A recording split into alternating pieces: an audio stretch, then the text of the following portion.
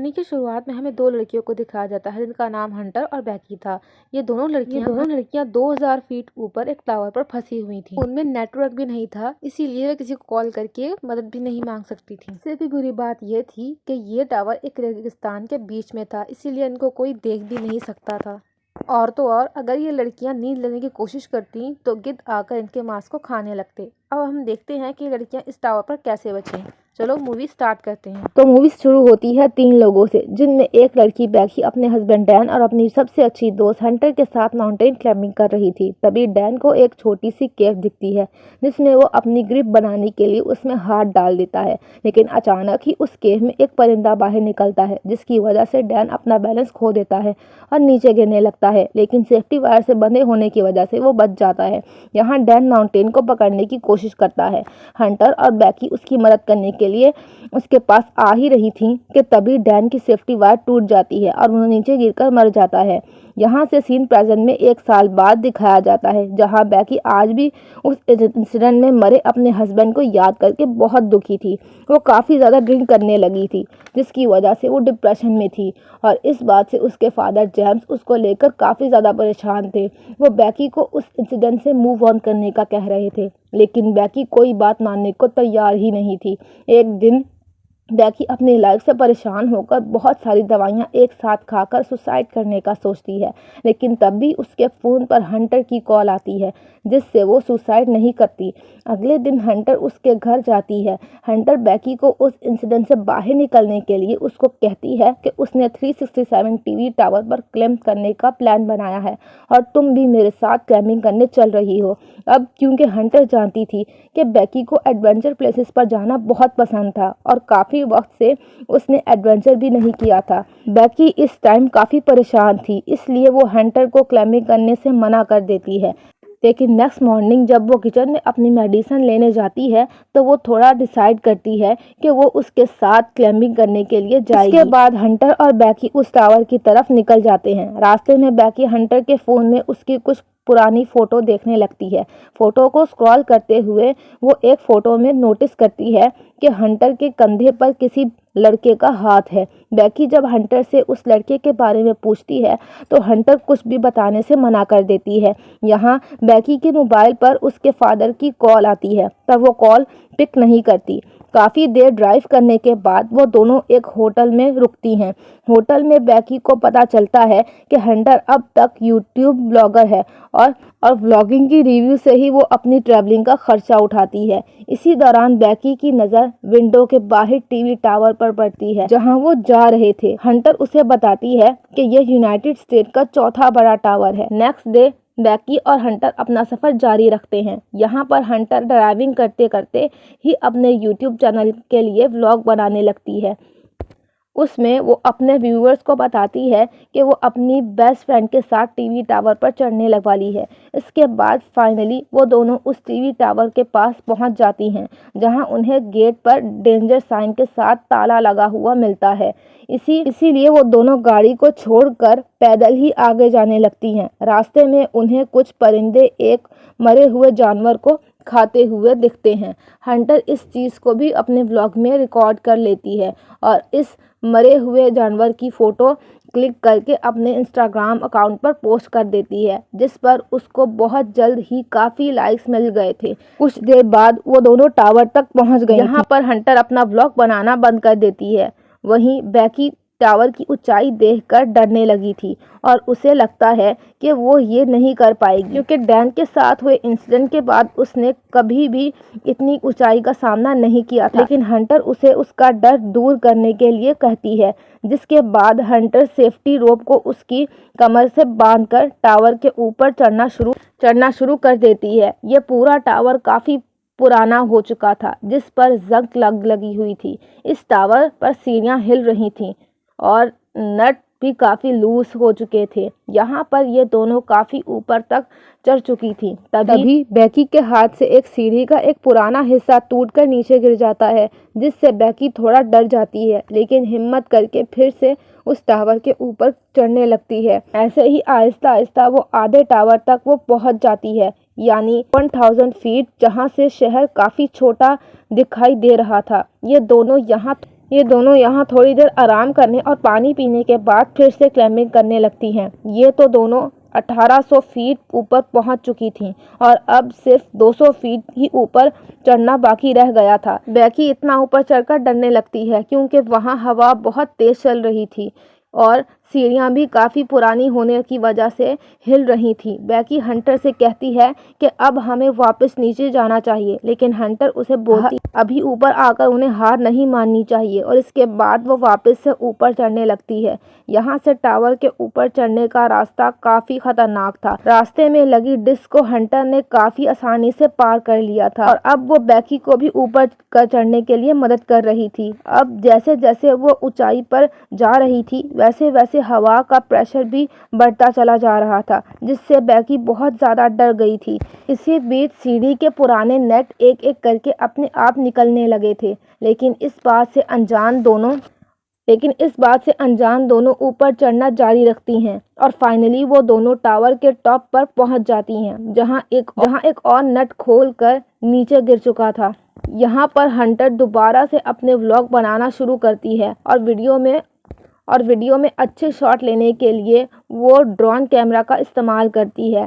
थोड़ी देर बाद हंटर अपने व्यूअर्स को और अच्छा कंटेंट देने के लिए बेकी को ड्रोन का रिमोट पकड़ा कर खुद उस टावर के सहारे नीचे लटक जाती है और शॉट्स लेने के बाद वो वापस ऊपर आ जाती है और सेम यही चीज़ बेकी को भी करने का कहती है, लेकिन बेकी उसे ऐसा करने से मना कर देती है। इस बार हंटर उसे कहती है कि तुम्हारे पास ये सबसे अच्छा मौका है अपना डर दूर करने का। इसके बाद बेकी हंटर का हाथ पकड़कर वही सेम स्टंट करती है।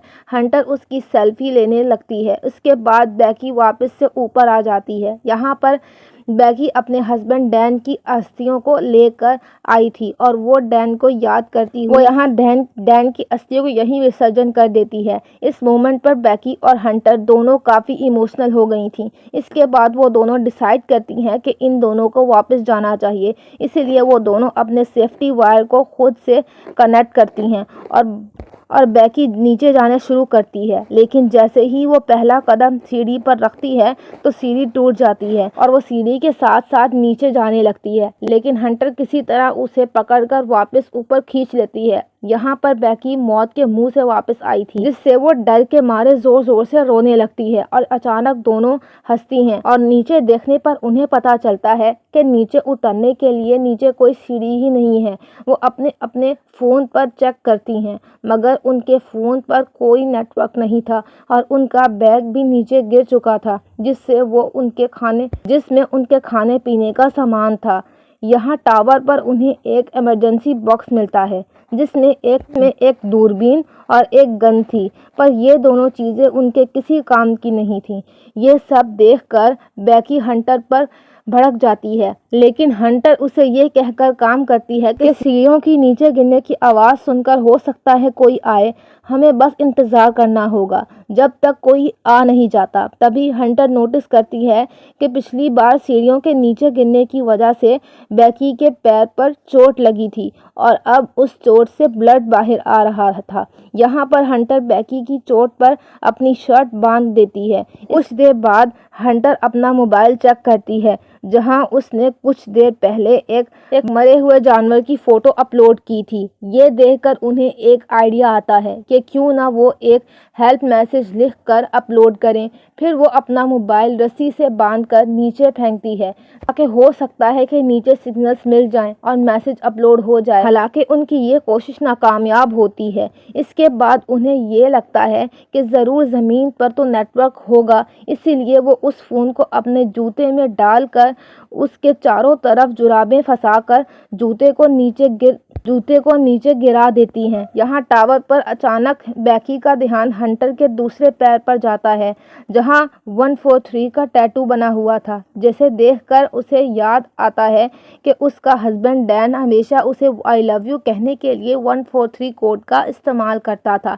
लेकिन बेकी इस चीज़ को भी इग्नोर करके इस टावर से नीचे उतरने के लिए कोई और आइडिया सोचने लगती है। थोड़ी देर बाद उनको दूरबीन से नीचे ज़मीन पर टावर के पास से टावर के पास से गुजर रहा एक आदमी और उसके डॉग दिखते हैं, जिसे वो उस आदमी से मदद के लिए चिल्लाने लगती हैं। लेकिन इतनी ऊंचाई होने की वजह से उनकी आवाज़ नीचे नहीं जाती। यहाँ नीचे हम देखते हैं कि हंटर ने जो फ़ोन जूते में डालकर नीचे फेंका था वो पूरी तरह से टूट चुका था और अब उनका ये प्लान भी फेल हो चुका था। वो आदमी वहाँ से जाने लगता है। ये देखकर बेकी हेल्प के लिए चिल्लाते हुए अपने दोनों जूते उस आदमी पर नीचे फेंक देती है ताकि उस आदमी का ध्यान ऊपर की ओर उन पर आ जाए। लेकिन वो आदमी ये नोटिस नहीं करता क्योंकि वो किसी से कॉल पर बात कर रहा था। इसके बाद बेकी वो फ्लेयर गन चलाने लगती है, लेकिन हंटर उसे ये कहते हुए फ्लेयर गन चलाने से मना कर देती है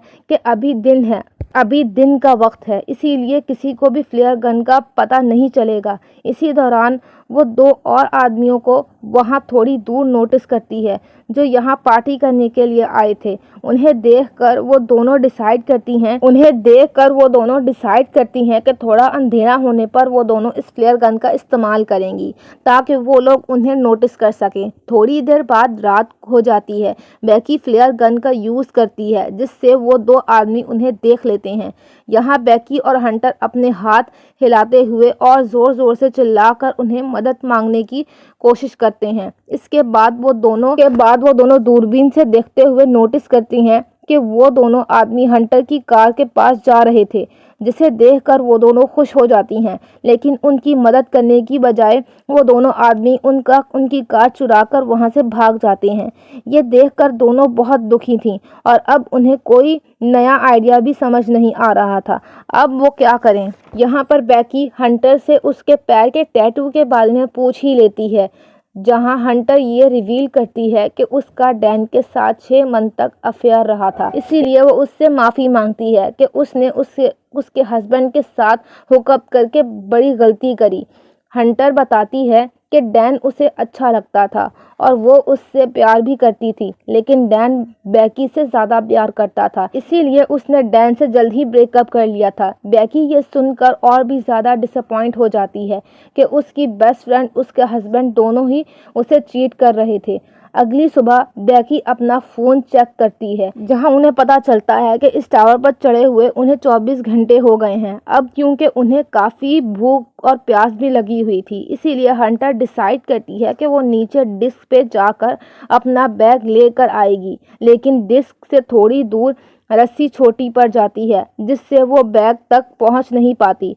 अब उसके पास और कोई रास्ता नहीं था, इसीलिए हंटर अपने साथ बड़ी रस्सी खोलकर उससे लटक कर जंप करते हुए डिस्क पर पहुंच जाती है। वो बैग को उठाकर उसमें से पानी की बोतल निकालकर पानी पीने लगती है। इसके बाद वो अपनी सेल्फी स्टिक की मदद से बैग को स्टिक की मदद से लटका देती है और खुद भी कूदकर उस रस्सी पर लटक जाती है। तभी बेकी उसे ऊपर खींचना शुरू करती है। यहाँ पर हंटर भी ऊपर चढ़ने लगती है और वो बस ऊपर पहुँचने ही वाली थी कि तभी उसके हाथ से रस्सी फिसल जाती है, जिससे वो तेज़ी से नीचे गिरने लगती है।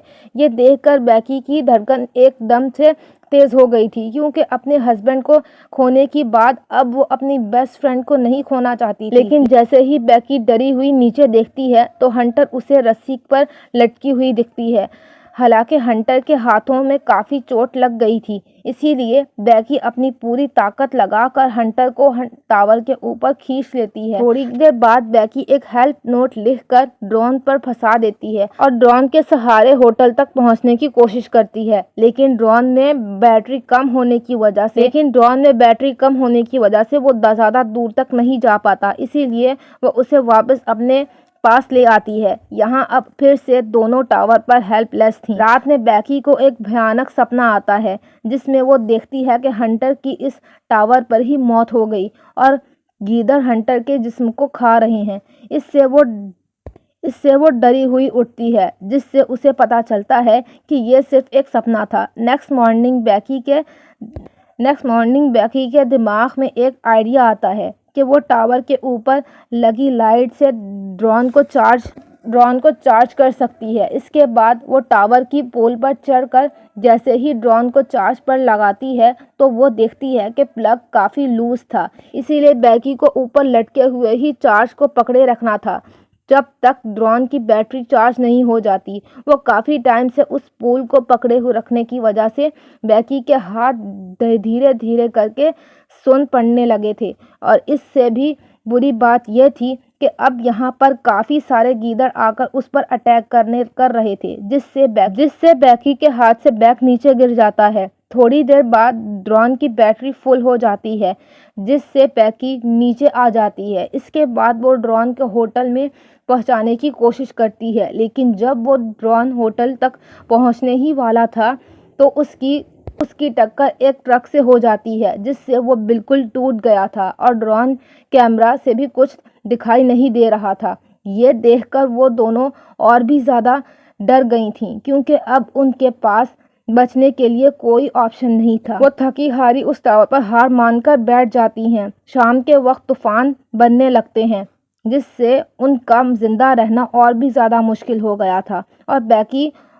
और बैकी को बहुत तेज़ नींद आ रही थी, इसीलिए वो वही सोने भी लगती है। लेकिन हंटर उसको सोने से मना करती है, क्योंकि उसके सोते ही गीदड़ उस पर हमला करने लगते हैं। बैकी हंटर से उसका दूसरा जूता भी मांगती है, ताकि इस बार वो उसमें अपना फ़ोन उसमें डालकर नीचे फेंक सके।